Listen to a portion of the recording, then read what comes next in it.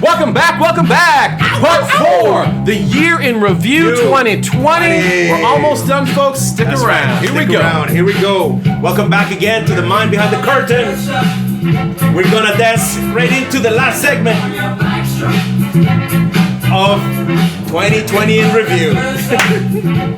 Because we're gonna get right into the good stuff, man. You know? Yeah, for sure. Let's get into the good stuff.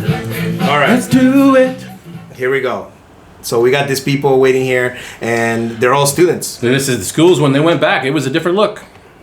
I just have fun, even with the fact that we're dealing with a global pandemic. Schools have a very different look and feel, from hand sanitizer to limits on the number of kids allowed in the bathroom at once. It's better for the safety of elderly people, and I think that's really responsible for people who are wearing masks. I'm nervous about catching the virus and spreading it to my siblings. Man, amazing. Kids are resilient, man. Oh my God. Kids are resilient. And, you know, a lot of people are arguing the fact that, you know, they kept schools open during a pandemic, and all these parents were like all for it. And a lot of parents were like, yeah, send my kids back. You know, we had enough. We had enough of the kids at home. And you know, and some of the schools had the COVID-19 outbreak. And a lot of parents did the homeschool. We have some people that are doing it, and shout out to them. Like, it's, you love your kids when you put up with them full time, and then you keep them home and you homeschool them. You definitely love your kids. And you know what? And that's one thing that I think a lot of parents should actually look into, and perhaps maybe the school system should also look into this in dividing the time that they spend in school, because school is really good for one of the things that is important, which is socializing. Social skills. Learn how to get along with other people, right? Yeah, totally. Right. I agree. Because obviously you're gonna have people that are gonna be introverts and people that are gonna be, you know, outgoing. You should do the theory at home. You should do the tests or even get for the test. But then the sort of practicum of it, the discipline of it, that should be done in groups. Right. So that you literally do not have a pen and paper in your hand at all. It's all social interacting with the information that you're learning. That's right. And the experiments, presentations. Yeah. And the information should be both shared from school to homes. Like, you know what I mean? So then the parents know what the teachers are teaching their kids. Because have you seen the math these kids are doing? Some of this math, I can't help. That's what I'm saying. I can't help. My son was in grade 6, and I did like 3 pages with them, and I was like, teacher's like, you got this one wrong, and this one. I was like, what do you mean I got it? Dude. Yeah. And you know what? It seems like it's updated and it's current. But I helped one of my nephews out with some of his homework, and they were calling it algebra or something different, something different, right? Yeah. And algorithmic algebra. I don't know what the hell they were calling it. But to me, I looked at it and I'm like, this is just algebra. Why are they like making it so complex? And I'm like, why are they making it seem more difficult than what it is, right? And so I'm like, you know what? I'm going to get updated. I'm going to see what this whole new algebra is about. So my nephew and I sat down, and my nephew's like, well, Uncle, are you going to like teach me how to do it? And I go, you know what? YouTube is going to teach us how to do this. Thank goodness for you. And that's what I told him. I said, you know what? Like, you have all the tools out here right now. You live in the most interesting era, the most interesting time, because the most connected. Like, you can find anything on the internet that can help you learn a certain material or a certain, you know, like math equation or whatever. Back in the day, we had to resort to like our grandfather or encyclopedia. My God. We had to figure shit out on our own, man. Now you have you can actually have tutors on YouTube. You know, you have people that you can go Google it and you can find out anything. So we did, and we figured out the formula. But you know what? It was just algebra. It was just explained differently, and he had to apply a certain type of formula to what he was learning. So when he learned that formula, boom, piece of cake. And that's usually how that math works. Yeah. So you need to take that time. Yeah. And a lot of parents don't have that time. They don't. They don't have that time, because especially with parents with and you know what? 3, 4, 5 I already kids. went to school. I did my turn. Don't message me. Message him. He's got a phone. In fact, his phone's nicer than my phone. I can't read this. I don't have my glasses. What the hell? All these numbers. Let's go. Gotta get through the year. Let's do it. The fight for women's equality in the United States wasn't just Ruth Bader Ginsburg's life's work. She lived the struggle. She saw injustice in the world. She fought it. Also known as the notorious RBG. I think a lot of us need hope, and she gave us a lot of it. If you don't think something is right, it's okay to dissent it. God bless Ruth, man. The many tributes to Canada's 17th Prime Minister made clear he may have spent a mere 79 days in 79 office, days. but the longtime MP left his mark on political discourse. God bless. Here we go. I think I'm doing very well. It was an extraordinary image. Marine One carrying the president sick with COVID-19 to Walter Reed Medical Center. At this time, the team and I are extremely happy. You know what? I always thought that was a ploy. So much for to get out of the debates and to get away from them. To just whenever he wanted to, you just pull the plug. Whenever it gets too tight, just pull the plug. Yeah. COVID. Yeah. Oh God. Again, it was like it's too strategic. Yeah, too strategic. Too perfectly timed. It feels like every head official is following the script. Every head official, like you got Boris Johnson, he caught it. Then the other head officials around the world caught it, and then they beat it, right? And I want to have those doctors, man. Right? Come up and heal everybody. Come on, I know there's not enough of them, but there's gotta be. Who did Tom Hanks see? Why and are Kevin they Hart? Yeah, why aren't they sharing their knowledge with other doctors, man? Yeah, write it up and send it out. You know what I mean? Yeah. Follow this, and then we could be healing everybody, right? If they can heal this man that looked like he was dying before he got the shot and all that stuff, he couldn't even go down a ramp. Now he's like strutting, doing the dance, after he got the shot. Right. Whatever he got fucking healthy. Do you remember when the two doctors got Ebola? No. What happened? I don't remember that. Two doctors got Ebola. Two doctors got Ebola, and they got the mystery serum, and they survived. They survived. Well, what about the rest of us? Yeah. Where the hell has this mystery serum been the whole time? First, it would be too costly to produce it in a mass production or a mass whatever amount. And then second, they don't want to heal you. Right? So let's watch this guy wave away. This is, goodbye. Isolation. Oh, How they say I'm immune? I feel so powerful. The president knows Americans have COVID fatigue, and he's using it as part of his campaign. It didn't have to be this bad to begin with if the president just did his job. Yeah. So there you go, man. Like, they know that the whole world is tired of this COVID thing. Yeah. And for him to get out there and flaunt it like it's nothing, and say, hey, I got the best of the best, and drink bleach. What the hell did he say? Yeah. Guy. Oh my God. It just shows you again the arrogance and just how your ego, when you feel so powerful, can take over and not really pay attention to what's really happening to your people. Did he win the first election? Was it the Russian computer they have voting scandal? Yeah, like the same scandal they have now that he's fighting against. The fact that Access Hollywood had that audio file of him saying what he would do to women. Yeah, man, I know. And the whole and he still won. That alone. Yeah. That alone. Yeah. He never should have. How did this? Is, it seemed like for a while they kept on picking, just these puppets, like these puppets for president. Like look at Reagan. Look at UK, and I'm not saying Reagan was an actor. You know what I mean? And there's a lot of stuff that we can say about Reagan, but at the end of the day, what are they representing?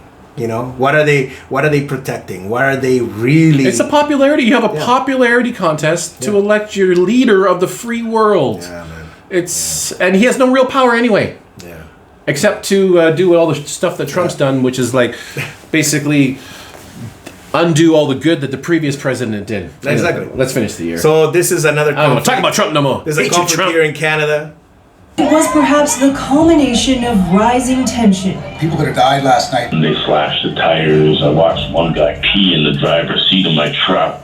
The Sebago-Negedy ban launched its own fishery outside the commercial season. The Supreme Court of Canada affirmed their right 21 years ago, but no rules were established as to how that should be implemented. That's led to standoffs on the wharf for weeks.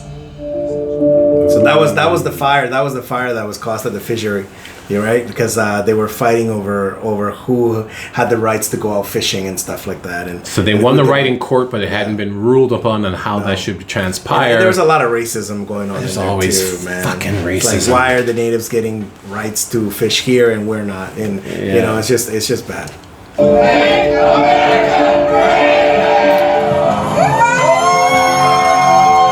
The people of this nation have spoken. The Big Tuesday, bro. November. Just a few of the scenes across the United States after yesterday's election win for Joe Biden. We've won with the most votes ever cast on presidential ticket in the history of the nation. I'm not clapping for Biden. I'm clapping that Trump did not get and entertained elected. millions with his polished and unexpected sense of humor. The answer: who is Alex Trebek? Damn. What is a dirty Sanchez? Yeah. Sorry, so inappropriate. We lost Trebek. Sorry, but and he shaved it off though. For years, we've been doing jokes like that. What is? And you can't. Trebek, you were an icon, a legend. You will be missed, my man. You did it with class and elegance, and we make fun of everything around here. But it was honestly, television worth watching because it was. It made you feel intelligent. About It did make you feel intelligent, didn't it? Or dumb because you're like, I don't know what the fuck that means. You're like, I'll take nucleus of of a proton in 1512. You're like, no idea. No. But that's the good thing about that show. Somebody will pipe up, somebody else pipe up, somebody right? That's fucking perfect. Daily double. Okay. Like, that guy knew about that? Yeah, he was around forever. Oh, yeah. Okay, here we go. Seeing the second wave of COVID-19 washing over parts of the country, watching case counts rise, and now officials are starting to see early signs of strain on hospitals. In the last few days, cases at long-term care homes have spiked dramatically. I'm afraid that we are going to see the catastrophic loss of life that we saw in the spring. Act now to protect public health. But you know, you never think this virus will come to your house. While the first wave of this virus spared Manitoba's First Nations, a recent spike in cases has been devastating. All right, so how does this virus get to those communities, man?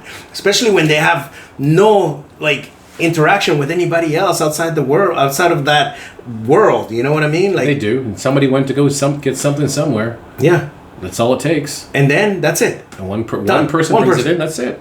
Or could it be, and this is from a conspiracy side, could it be the nurses that are walking in and giving out all these vaccines, giving out all these flu shots? You know what I mean? Because apparently the nurses or the people that are caring for these elderly people are the ones that are infecting these elderly people, bro. Right? Yeah. And even Bonnie Henry said it. You don't even know you have it. Yeah. And you infect them. Yeah. Yeah. And then you're on another care facility 2 weeks later. Boom. And you're like, oh, I have it. Yeah. I'm okay. Yeah. But you've infected 35 people. Did we forget about being asymptomatic? Asymptomatic. And what about when you get immunity to it? Does that mean you can still catch it in your system, but it's not going to do anything? And then can you give it off again, even though you're not? You could be walking around with it and not have any effects because now your body knows how to fight it, but you can still be passing it on. Contagious. Oh my god. Yeah, man. It's like herpes, stays dormant, but hey, you kiss a girl and because herpes have to have an outbreak. Yeah, you need to have an outbreak. Yeah. So or for it to exactly. For the virus to be somewhere. I've had the virus. I've recovered from the virus. Yeah. I come in contact with the virus. What happens to me when I come in contact with the virus? Nothing. But do I pick it up a little bit? Exactly. Yeah, you pick it up. Apparently you have it. But the thing is, once you have a virus, you always have that virus. Exactly. It's dormant in your system. Yeah, it stays dormant in your system. Yeah, that's what it is. So you already have it. Because the other way that it mutates, okay, is that you're carrying the virus, then you catch the same virus, now you have more of that virus in you, and then it mutates or it becomes variant. Because it figures out how it can attack your body. Because if that's what they're explaining to us, right? Bacteria, viruses, all this stuff, they're all trying to figure out how to kill you. You know what I mean? So obviously they're that smart that when they come in contact with another virus, they're like, hey, let's figure out how we can shut this body down, right? So anyway, that's just me ranting. don't pay attention to me. This is a critical milestone in our fight against COVID-19. After a grim and grueling year, finally some hope. The largest vaccination program in Canada's history can begin. Gisèle Levesque, the moment she became the first person in Canada to get the COVID-19 vaccine. The first shots for frontline health workers in Ontario. I'm excited. The nation's been under trauma, so I see this as the first step forward into the light. This has been a marathon, and we are nearing the finish line. The road has been dark, and it's been long.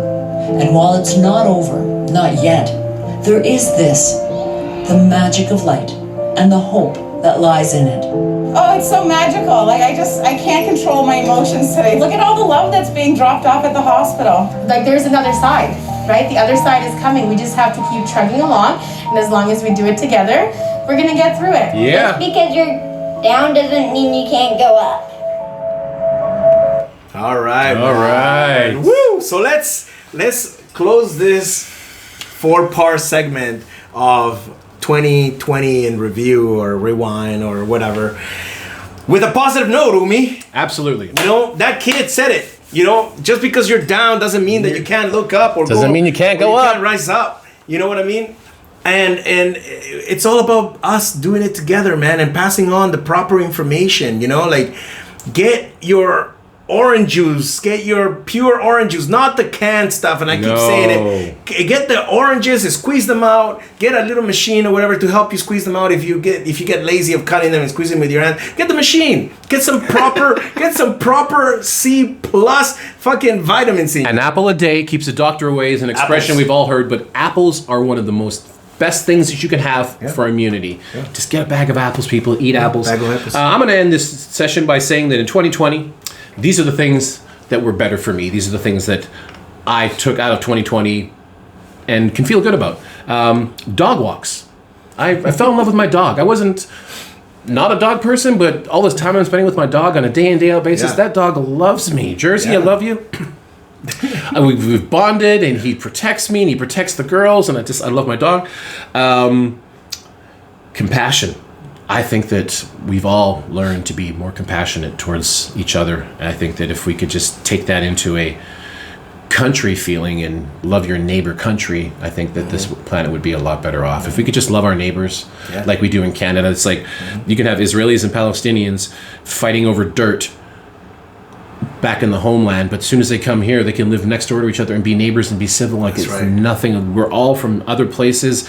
If we all did the 23andMe, which I've done, I'm waiting on the results. I'll let you know when they come in. If we all just did that test, we'd realize, you know what? I'm not white. I'm not black. I'm not Asian. I'm not Indian. I'm a lot of things. And to be fighting over the stupid stuff that we fight about, it takes something like this pandemic to bring us together and to love our neighbors. So I'm excited about the level of compassion that I've seen from my fellow man. I'm excited about my own compassion and my own understanding. I'm excited and fell in love with myself, like I said earlier. And you know what? What you're doing is you're passing on some knowledge that you actually acquired during this time, and that's what we need to do. We need to pass on that knowledge that, hey, being Canadian used to be a dream that we had, that dream we can actually have it back. And what it means is to be in solidarity, in peace with each other, and become a nation that actually is strong because of its, diversity. You know what I mean? Yes, absolutely. And no matter what religion you are, no matter what you've gone through in your past, no matter what color you are, let's put all that away and realize that we have a fresh start when we come to Canada. You know, because we were a very peaceful nation, man. At one point we were so peaceful. We didn't even engage in war. I mean, 126, military health workers. Come on. Oh, that's so bad. Come on. One more thing I want to say, especially to this man right here. I am thankful for your friendship. I am thankful for you being the man that you are. You inspire me to be a better man. You're one of the true friends that I have that I admire and respect deeply, and I've become a better man in 2020 doing this podcast, The Mind Behind the Curtain, with this beautiful man right here. Alejandro Rockhill. Alejandro Roca. So thank you for brother. This platform, for doing this. Man. Respect. Yeah. And only good things from here, brother. That's right, man. And you know what? I love you back the same, man. And thank you for watching. Thank you for believing in us. That's right. Tuning in. That's right. Please like and subscribe.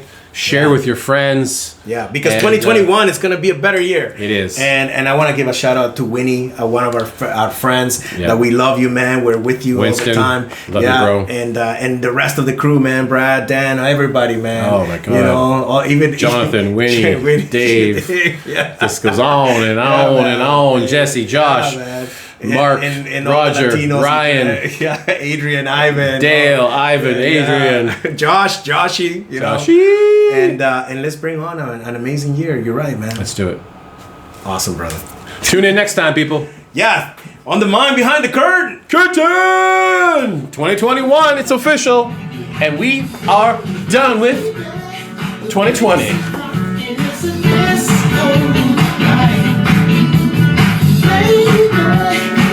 This is rock, and this is